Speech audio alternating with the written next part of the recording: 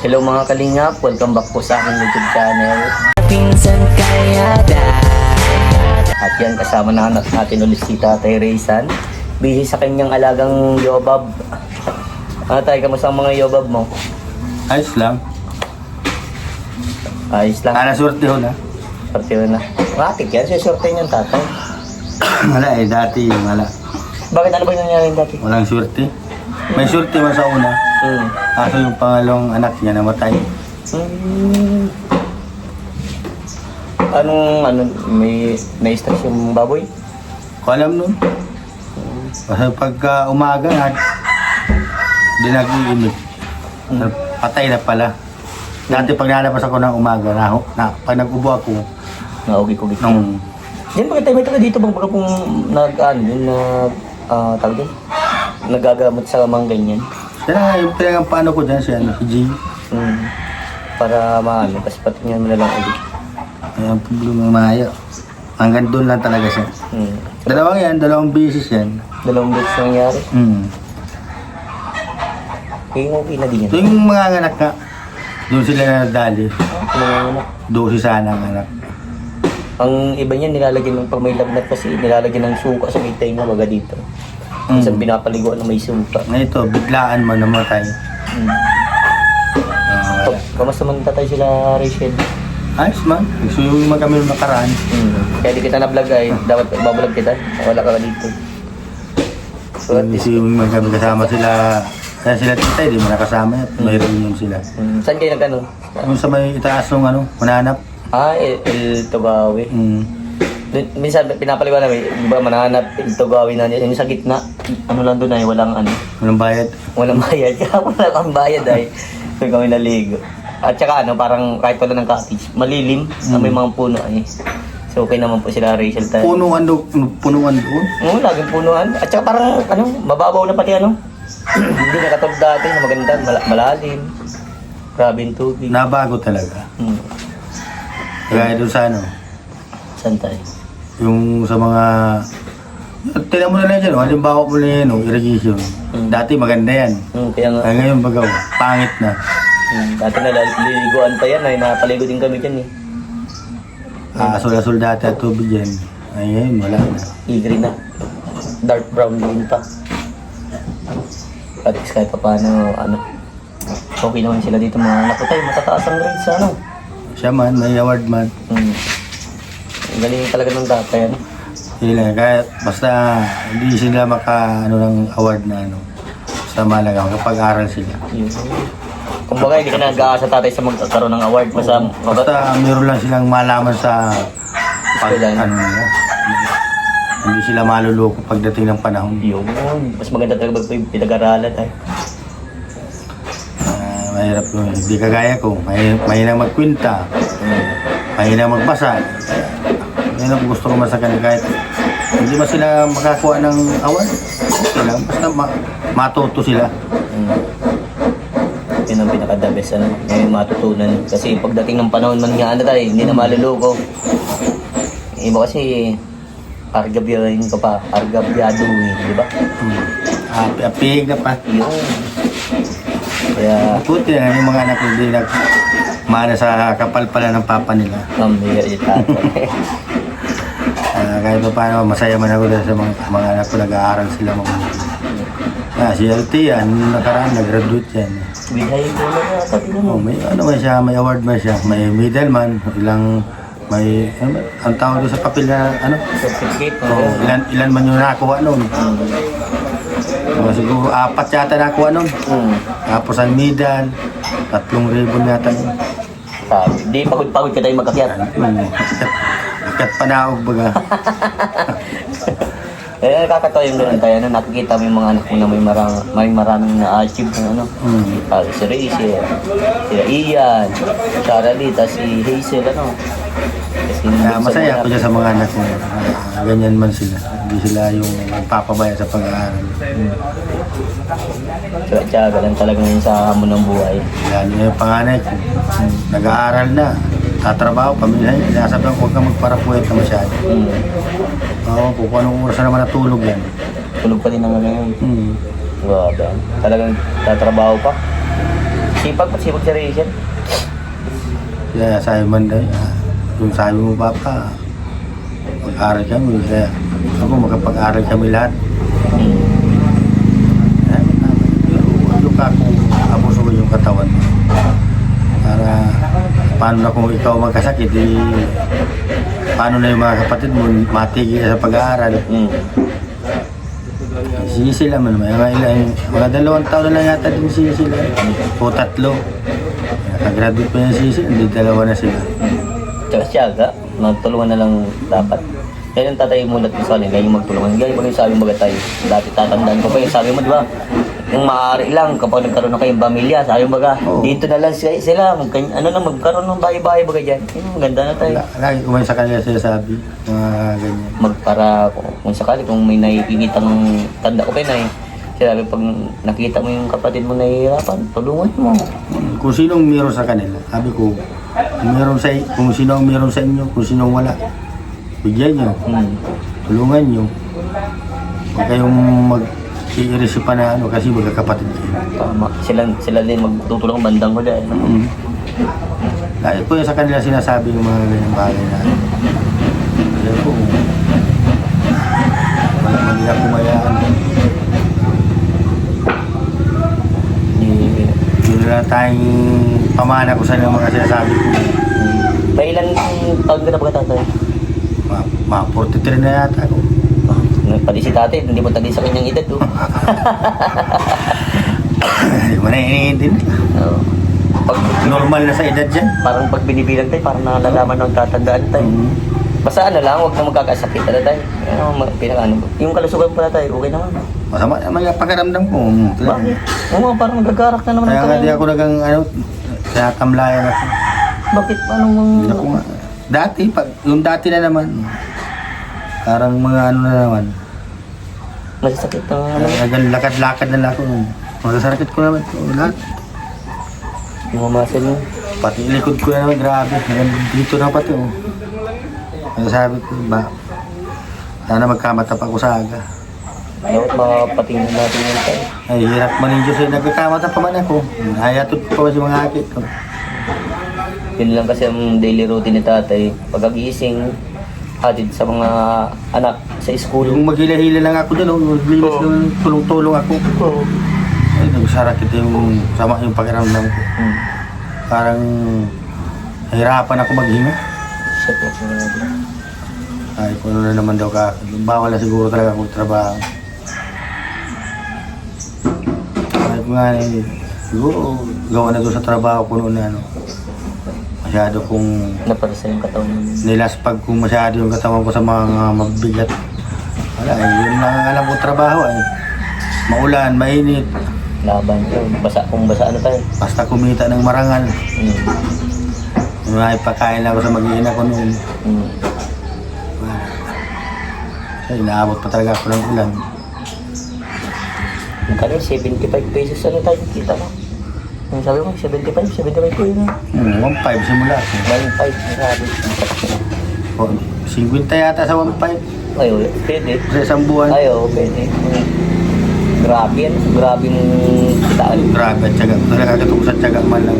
Pero malaki-laki ba na ng panahon nung nabibili mo? Nakakabili man ako ng binibili kong masyado talaga yung bigas. Kaya pang ulam, andyan lang yan. Nasa gilid-gilid. Ano? Nakukuha lang yan dyan. Favorite ni Rachel, dati. May balaw-balaw ka lang. Quality. Tuyo. Yung iba yan tayo, hindi nila maintindihan yung mga ganung system. Pero yung iba, may mga kaintindi.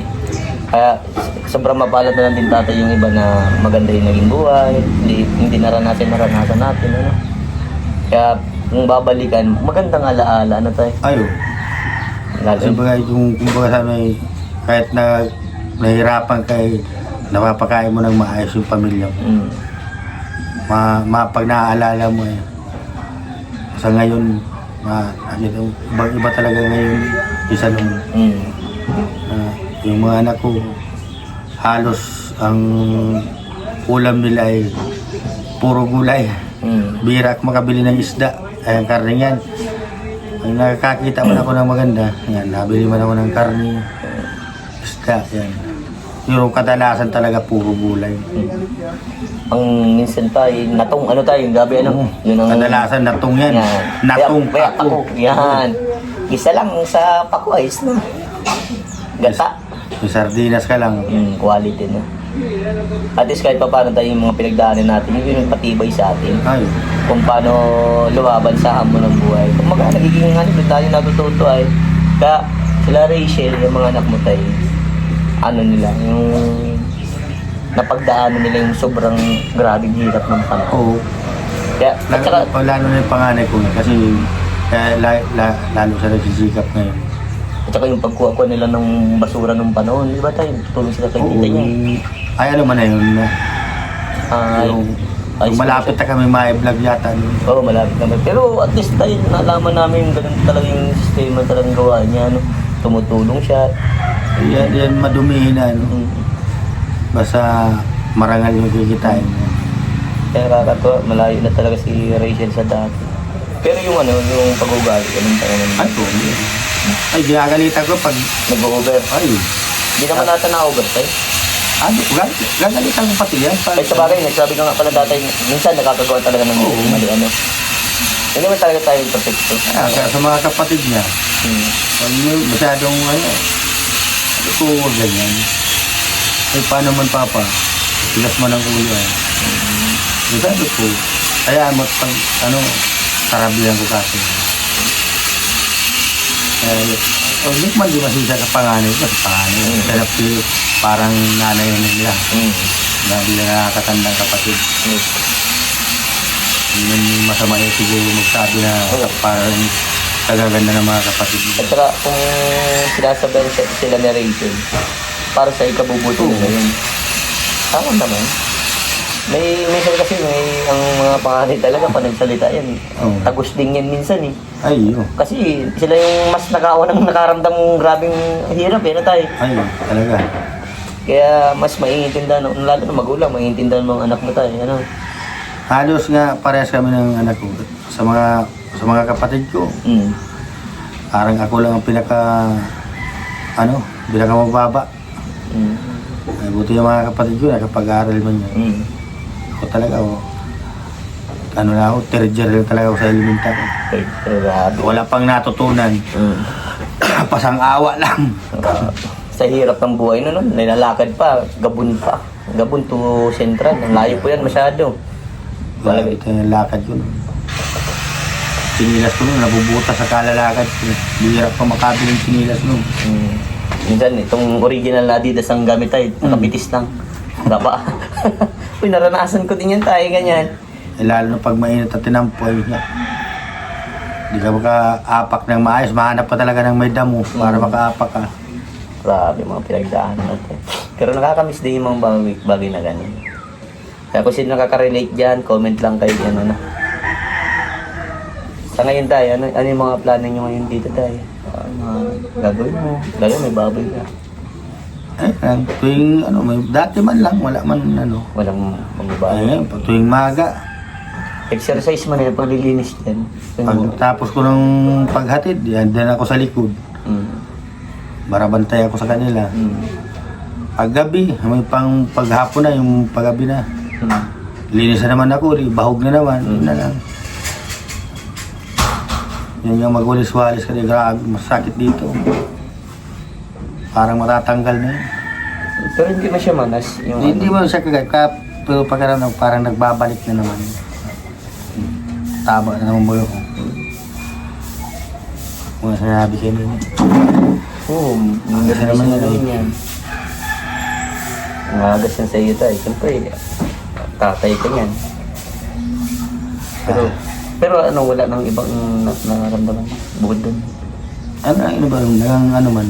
Naging hilab pa din ang tiyan. Parang pakaramdam mo, kahit kunti lang kayo nyo, parang busog na busog ka. Mahirap, sabi ko na, maghaliw-haliw pa ako para mahilig ko mga agi ko na Siyempre, tiwala lang tayo kay Lord. Dasal lang tayo kay, yan pinakadalis. Di mo man maalis sa sarili mo, hindi ka mag-isip ng ganun. Kasi hindi natin baga alam yung buhay. Tama. Ay, meron nga akong na Nakikita ko pa lang nung mga nakarang araw, wala na pala. Grabe. Lalakad-lakad pa lang yun, wala na pala. No? Kaya habang may buhay na tayo, ay enjoy na. Ano? At saka, huwag mangsuga, yung maging mabuti na lang ano tayo. Oo. Kasi yung man na lang ang ano mo. Kasi pag dumating yung araw na bigla kang nawala, meron ka palang mga kagalit. Mas mga pangit yung sasabihin para sa iyo, ano tayo. Kaya mas okay. Pinto ka na lang, pangit pa kinipintuan sa iyo. Kaya mas mabuting gumawa na lang talagang tama. Kaso, pag gumawa ka ng tama, yung mga negatibong tao naman ang Inggit man. Inggit man. Wala nang mapuntahan na tayo. So, ayan, maraming salamat po sa makakapanood nito. Si tatay po ay nangangamba sa kanyang kalusugan. Kasi ano tayo, ano lang, matiwala lang. Ayan, kung may bara budget tayo, patingin na natin yan. Kung ano may nararamdaman. Pero paano na baga tayo dati na wala man nakita, ano? Ang mataas mo lang doon, yung ano, yung sa atay lang. Atay, may taba ka sa atay. Yun man lang ba yung pinaka, ano, yung pagpa-check up natin. Kasi kung may sa gout ka, yung mga, yung tawag yung mataas ang mga, ano, malalaman natin. Pero wala namang baga, ano. Lugar ko man daw lang, nagbaba. Oo, kung ano. Ang ano lang pa yung may high blood ka nun. Yung pagkaano natin, ano, high blood ka. Man? Wala. Mga ano man, mga ano lang. Normal. Yun lang talaga yung sa ano, yung sa liver. Sugar eh. Tapos itong, ano po doon? Cholesterol nga rin. Cholesterol, yun na natin. Matataas yun tayo. Kaya yun, tayo ano masasabi mo sa mga nagsusuporta sa inyo tayo. Ayan, salamat. Walang nasawa yung suporta sa anak ko. Kahit maraming basher, nandiyan kayo, hindi kayo maniwala sa mga pinagsasabi. Pero dapat talaga huwag kayong maniwala kasi hindi naman totoo yung mga inaano nila. Saka pati yung pinagambas nila. Ayan, nakikita mo nyo, naka-post lagi. May upload na naman si Nini, kasama niya. Kaya huwag kayong maniniwala. Tama yung mga ginagawa niyo na. Pero kung hindi kayo naniniwala, huwag na lang kayong kayo na magdesisyon na kung ayaw na ninyo sa anak kong suportahan, huwag na ninyo suportahan. Yung mga dyan, mga masyadong ang isip, huwag na lang magpara pakialam doon sa ng anak ko. Kasi yung anak ko namumuhay ng maayos, naghahanap buhay ng marangal para sa mga kapatid niya at para din sa akin. Kaya, ingat talaga kayo dyan mga kalangga, mga kapatid. At lalo na si Vincent, huwag natin kalimutan. Suportan natin lagi. Kaya masay, thank you. Kung wala kayo si Vincent, hindi nyo kayo makakilala talaga. Hindi nyo makakilala yung langga nyo. At kila Rab. Salamat din. Kahit paano nagkita kami ni Rab noon sa Velvet, Oo. galing. Ayos. kaya suportan natin lagi sila, huwag natin sila pabayaan. Yun. Salamat po sa inyong lahat. Paki-comment po kung saan nakarating tong vlog na to. God bless po and bye-bye.